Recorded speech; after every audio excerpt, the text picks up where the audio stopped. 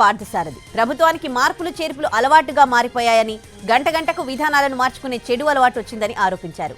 ధాన్యం సేకరణలోనూ offline online విధానాల వల్ల రైతులు నష్టపోతున్నారని అన్నారు పార్థసారథి.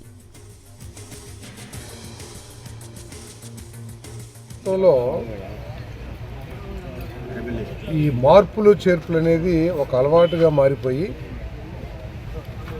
విధానాలను కూడా గంట గంటకి మార్చే ఒక చెడు ఆలోచనల్ని అవలంబిస్తూ ఉంది ప్రభుత్వం. ధాన్యం సేకరణ ఈ సీజన్ మొదట్లో ఆఫ్లైన్ విధానంలో ధాన్యాన్ని సేకరించి మళ్ళీ సగంలో ఆన్లైన్ విధానాన్ని ప్రవేశపెట్టింది. ఈ ఆన్లైన్ మూలంగా రైతులు తీవ్ర ఇబ్బందులకు గురవుతూ ఉన్నారు. ఈ ప్రభుత్వంలో ఈ మార్పులు చేర్పులు అనేది ఒక అలవాటుగా మారిపోయి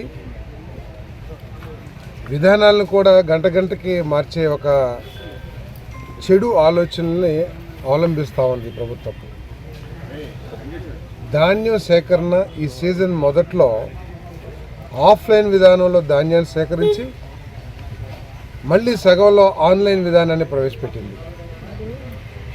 ఈ ఆన్లైన్ మూలంగా రైతులు తీవ్ర ఇబ్బందులకు గురవుతూ ఉన్నారు.